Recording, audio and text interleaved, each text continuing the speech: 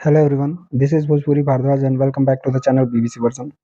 This is the third and last class for chapter 3 History Classics, and we will discuss today the point that has 2 points in today's lecture. We have that is the first is a closer look Harappan towns in Gujarat and the mystery of the end.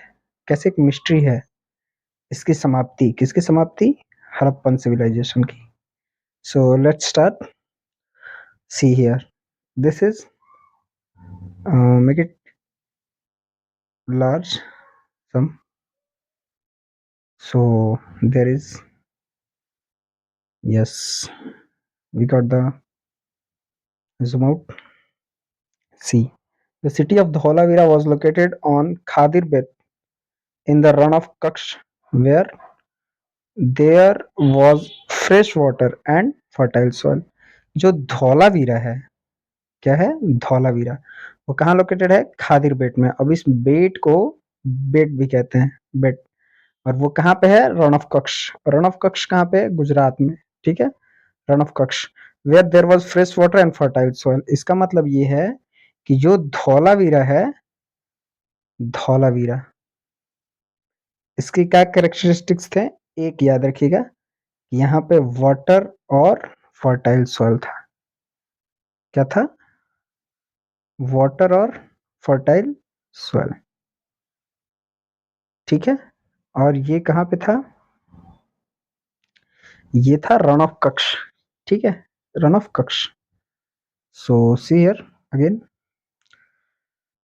unlike some of the other Harappan cities which were divided into two parts, Dholavira was divided into three parts, and rest all cities divided into two parts. And what was that? That was Citadel. That was Citadel, and the second Lower Town. What is its Lower Town? Okay, Lower Town.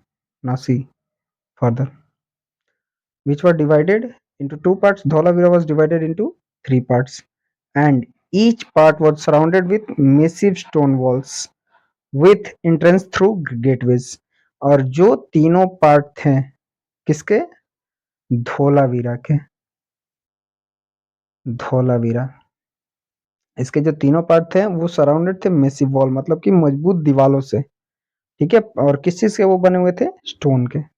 With entrance through gateways, और ये तीनों में जाने के लिए क्या थे, gateways बने हुए थे, मतलब गेट लगे हुए थे, दरवाजे. ठीक है, अब देखिए आगे देखते हैं. यहाँ पे है gateways. There was also a large open area in the settlement. वहां पे एक और चीज क्या था, लार्ज ओपन एरिया. ठीक है, इस सेटलमेंट में. और public ceremonies could be held, जहां पे पब्लिक सेरेमनीज मतलब जो भी सामूहिक रूप से आयोजन होते थे वो यहाँ पे होते थे. कहाँ पे, इस लार्ज ओपन एरिया में. कौन सी जगह पे, धौलावीरा में. Other finds include large letters of the Harappan script that were carved out of white stone and perhaps inlaid in wood. मतलब जो स्क्रिप्ट थे, जो उनकी भाषाएं थी, जो अक्षर लिखे गए थे, वो जनरली कर्व्ड. कर्व्ड मतलब क्या होता है, मैंने पहले बता दिया है, उत्कीर्ण करना, जिसको हम लोग अभी बोलते हैं प्रिंट करना, मुद्रित करवाना. ठीक है, लिख के.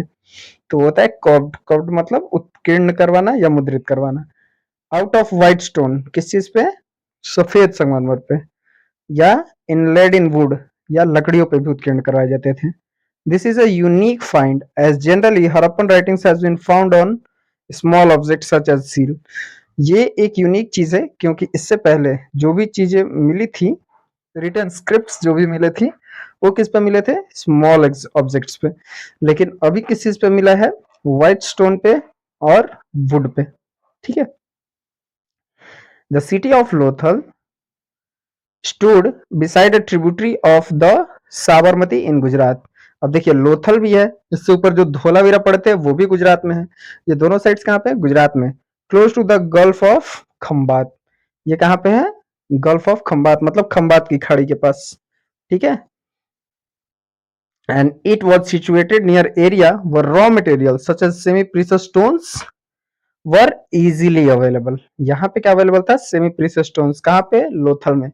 अब अगर हम बात करें धौलावीरा की, देखिए रिवाइज करते चलेंगे तो चीजें आसान हो जाएंगी। धौलावीरा, वहां पे क्या अवेलेबल था? वाटर और फर्टाइल सॉइल। वाटर और फर्टाइल सॉइल कहाँ पे? धौलावीरा, जो भी हमने इससे ऊपर पढ़ा था। ठीक है, वो खादर बेल्ट के पास था। और ये कहाँ पे है? गल्फ ऑफ खंबात के पास। ठीक है, चलिए आगे देखते हैं। It was situated near the area where raw materials such as semi-precious stones were easily available. यहाँ पे क्या था? सेमी प्रीशियस स्टोन्स अवेलेबल था आसानी से, और जो धोलावीरा था वहां पे पानी और उपजाऊ भूमि उपलब्ध था। This was an important centre for making objects out of stone, shell and metal. यहाँ पे ये महत्वपूर्ण एक केंद्र था यहाँ पे। ठीक है, किस चीज के लिए? For making object. And which type of object was that? Stone, shell and metal, मतलब पत्थर से भी, शिप से भी और मेटल से भी।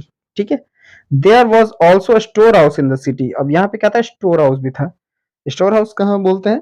जहां पे हम चीजों को संभाल के रखते हैं, संग्रहित करके रखते हैं, संग्रहालय कह सकते हैं इसको, store house. And many seals and sealings, impression of seal on clay. Sealing क्या एक प्रोसेस है, जैसे किसी चीज पे हम मुहर लगाते हैं तो वो मुहर लगाने की प्रक्रिया ही सीलिंग होती है। तो वही यहाँ पे दिया हुआ है कि the impression of seal on clay. अब ये किस चीज में लगाई जाती थी? मिट्टी पे। Were found in this store house. कहाँ पे? लोथल में। कहाँ ये स्थित है? गुजरात में। गुजरात में कौन से लोकेशन पे? Gulf of Khambhat. Gulf of Khambhat, यहाँ पे क्या इजीली अवेलेबल है? Semi precious stones. ठीक है, सारी चीजें क्लियर। चलिए आगे देखते हैं। A building that was found here was probably a workshop for making beads. Beads क्या होते हैं? मन के जैसे ऐसे, जिससे सामान रखने के लिए। ठीक है, मन के। Making beads, piece of stones, half made beads, tools and bead making, tools for bead making and finished beads have all been found here। मतलब ये भी यहाँ से मिल चुके हैं सारी चीजें। क्या क्या है इसमें? जैसे यहाँ पे वर्कशॉप था, किस चीज के लिए? बीड्स बनाने के लिए, मतलब कि मन के बनाने के लिए। बीड्स मतलब हो गया मन का, जैसे हम लोग मटका है ना भैया, उसी टाइप का है ये, मन का। ठीक है, और क्या क्या मिला है? पीस ऑफ स्टोन, पत्थर के टुकड़े। हाफ मेड बीड्स, हाफ मतलब जो अधूरे बने हुए मन के हैं। टूल्स फॉर बेड मेकिंग, अब इस बेड मेकिंग को मतलब इसको बनाने के लिए जो जो टूल्स इंपॉर्टेंट थे वो भी मिले हैं। एंड फिनिश्ड बीड्स, मतलब पूरी तरह से कंप्लीट हुए मन के भी मिले यहाँ पे। ठीक है, कहाँ पे? लोथल में। कहाँ पे? गुजरात में। गुजरात में किस लोकेशन पे? Gulf of Khambhat. क्या मिला है वहां पे? Semi precious stones. और क्या मिला है? कि स्टोर हाउस भी मिला है, जहां पे मन का बनाने का कारखाना, ऐसा हमारे पुरातत्ववेताओं के द्वारा अंदाजा लगाया गया है, जैसा वहां पे साक्ष्य मिले हैं। अब देखते हैं इसका सबसे important point, the mystery of the end. ये कैसे एक मिस्ट्री रह गया, कैसे एक आश्चर्य अभी तक जो किसी को पता नहीं चला है।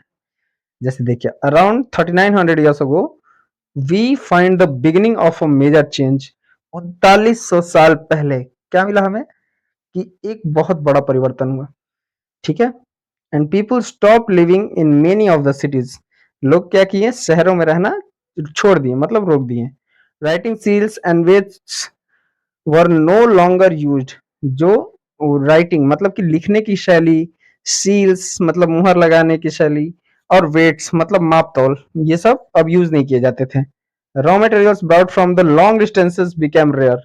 अब लंबी दूरी से जो थे वहां से सामान लाने, कोई भी काम करने के लिए रॉ मटेरियल्स जो यूज करते हैं वो लाने धीरे धीरे कम हो गए। In Mohenjodaro we find that garbage piled up on the streets and drainage system broke down. मतलब वहां पे क्या हो गया? जो कचरे थे वो रोड पे फेंके जाने लगे, जो ड्रेनेज सिस्टम है वो भी टूट गया था। And new less impressive houses are built. मतलब कि कम कमजोर रूप से बने हुए क्या हाउसेज बनाए जाने लगे। And even over the streets, और वो भी कहाँ? सड़कों पे। जो इतनी अच्छी सभ्यता थी उसमें सारी चीजें तहस नहस हो गई, जहां तहां हो गई। अब देखिए इसके क्या रीजन है, why did all this happen. ऐसा क्यों हुआ होगा ना? We are not sure. कोई भी अभी श्योर नहीं है, इस पे कोई भी पूर्ण रूप से प्रमाण ऐसा नहीं मिला है, साक्ष्य नहीं मिला है जिससे हम बता सके कि हाँ एकदम डेफिनेटली यही रीजन था पूर्ण रूप से। Some scholars suggest that the rivers dried up, others suggest that there was deforestation. This could be happened because fuel was required for baking bricks and for smelting copper ores. मतलब ऐसा बताया जा रहा है कि सबसे पहले तो हम श्योर नहीं है कि क्या होगा। अब उसमें भी जो आर्कोलॉजिस्ट हैं वो डिफरेंट डिफरेंट रीजन दे रहे हैं, जैसे एविडेंस मिले उसके आधार पर। उनमें से कुछ क्या कह रहे हैं कि जो स्कॉलर्स हैं वो सजेस्ट कर रहे हैं कि या तो नदियां सूख गई होंगी आसपास की, कुछ लोग ऐसा सजेस्ट कर रहे हैं कि वहां पे वनों को काट दिया गया होगा। और किसके लिए? क्योंकि ईंधन की लकड़ी की जरूरत थी, क्यों? ईंट पकाने के लिए, ठीक है। और कॉपर ओर्स को, कॉपर बनाने वाले जो रॉ मटेरियल्स हैं उनको इसमें मेल्ट करने के लिए। बिसाइड्स, इसके अलावा देखिए बिसाइड्स क्या है, grazing by large hordes of cattle, sheep and goat may have destroyed the green cover. इससे मतलब ये बताया जा रहा है कि जैसे जो हॉर्डर्स है, हॉर्ड्स मतलब क्या होता है? झुंड, हॉर्ड्स ऑफ कैटल, ठीक है, झुंड किसके? मवेशियों के। Sheep and goat may have destroyed the green cover, जो ऊपर से घास की परत हरियारी थी वो सब क्या कर दिए होंगे? पूरी तरह से चर गए होंगे। And in some areas there were floods, और क्या ऐसा माना जा रहा है कि कुछ एरियाज में फ्लड्स भी आ गए थे। फ्लड मतलब बाढ़। But none of this reasons can explain the end of all the cities, लेकिन इनमें से कोई भी ऐसा कारण उपयुक्त नहीं लग रहा है जिससे लगे कि सारी शहरी व्यवस्था उनकी तहस नहस हो गई थी। फ्लडिंग और a river drying up would have an effective in only some areas, मतलब सही बात है, जहां पे नदियां हैं वहीं पे तो सूखेंगी ना, बाकी जगहों पे कहां से?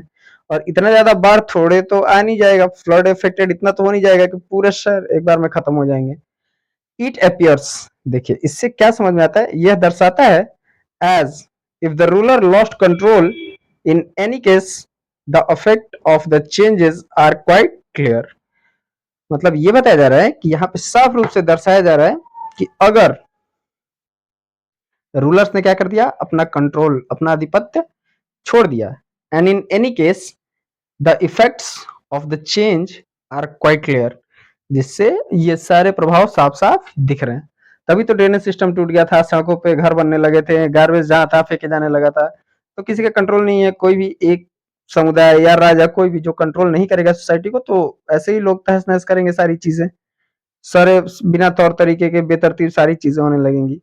Sites in Sindh and west Punjab, जो प्रेजेंट डे का है पाकिस्तान में, ठीक है, were abundant, well many people moved into newer smaller settlement to the east and the south। abandoned मतलब क्या हो गया कि सारी चीजें ध्वस्त हो गई, ठीक है, सिंध और पंजाब में। और लोग क्या करने लगे? मूव्ड करने लगे, कहाँ पे? न्यूअर एंड स्मॉलर सेटलमेंट, मतलब कि छोटे छोटे। अब लोग जहां भी रहेंगे, जहां पे देखेंगे कि सारे उन्हें मूलभूत सुविधाएं मिल रही है, उनकी आवश्यकताओं की पूर्ति हो रही है, जाहिर सी बात है कि वो वहीं पे सेटल होंगे। और वो कहाँ जाने लगे? देखिए, जैसे अगर हम लोग डायरेक्शन वाइज देखते हैं तो यहां से समझिए, थोड़ा सा इसको जूम इन कर लेते हैं तो समझ में आएगा। देखिए यहाँ से, ठीक है, देखिए अगर हम यहाँ से देखते हैं, सॉरी सॉरी, यहाँ से इसको फिर से एक बार ओपन कर लेते हैं, आ जाएंगे हम लोग जगह पे। देखिए अब यहाँ पे क्या दिखा रहा है कि हम लोग, ये जैसे 4 डायरेक्शन है, और यहाँ पे हमने देखा था कि जो सिंध नदी है वो ऐसे उत्तर से पश्चिम की तरफ आ रही है, ठीक है। और वेस्ट पंजाब, ये पाकिस्तान का जो एरिया है, ठीक है, पाकिस्तान का वेस्ट, ये वेस्ट पंजाब। यहाँ से लोग कहाँ आने लगे थे? Moved into newer and small settlement to the east and the south. East मतलब ये डायरेक्शन, ईस्ट और साउथ, ये दोनों तरफ लोग फैलने लगे थे, ठीक है। New cities emerged about 1400 years later, you will read about them in chapter 5 and 8। अब जो नए शहर विकसित हो रहे थे वो हम लोग कब पढ़ेंगे? चैप्टर 5 और चैप्टर 8 में, ठीक है। चलिए अब देखते हैं, इसका थोड़ा सा देख लेते हैं वो ऑब्जेक्टिव, ठीक है। लेट्स रिकॉल सेक्शन देख लेते हैं। देखिए मैच द कॉलम, देखिए अभी हमने पढ़ा कि कॉपर, कॉपर कहाँ से मिलता था, पर हमने पढ़ा था, याद आ रहा है? तो कोशिश कीजिए, वरना हम बता रहे हैं धीरे धीरे। देखिए आइए देखते हैं, सबसे पहले लगाते हैं, देखिए मैच द कॉलम इसको सॉल्व करने का सबसे ईज़ी ट्रिक या टेक्निक आप जो भी बोल सकते हैं, क्या है कि जो चीज़ें आपको पहले आ रही है, जो आप श्योर हैं, डैम श्योर एकदम पूरी तरह से सुनिश्चित हैं कि हाँ, यही आंसर होगा, चेंज नहीं होने वाला, तो पहले उसको लगा दीजिए। जैसे देखिए, सबसे पहले क्या है गोल्ड, गोल्ड को किससे मैच करेंगे? कर्नाटका से, क्योंकि साउथ से गोल्ड लेके आ रहे थे, ठीक है? दूसरा आता है प्रीशियस स्टोन भी पता है, प्रीशियस स्टोन कहाँ से लाते थे? गुजरात से, ठीक है? उसके बाद बचा 2, अब 2 में से एक है कॉपर, कॉपर आता था राजस्थान से और टीन कहाँ से आता था? अफ़गानिस्तान से। तो ये सारी चीज़ें क्लियर हो गई, ये हमारा ऑब्जेक्टिव भी क्लियर हो गया और इस तरह हमारा चैप्टर 3 हिस्ट्री कंप्लीट हो गया। अब मिलते हैं नेक्स्ट वीडियो में जो कि हिस्ट्री का ही होगा, chapter 4 class 6। Okay, thank you so much.